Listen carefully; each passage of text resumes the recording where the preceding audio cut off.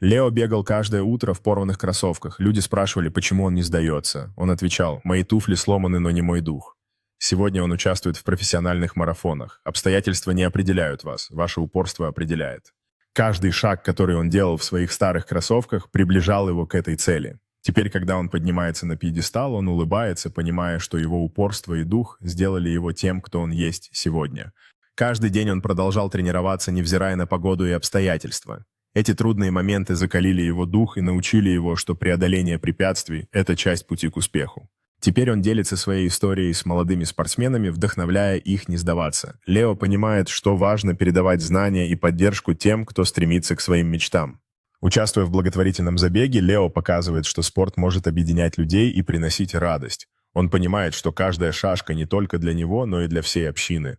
На финише забега Лео окружает множество людей, которые разделяют его идеалы и страсть к бегу. Этот момент доказывает, что настоящая сила в единстве и поддержке друг друга на пути к успеху.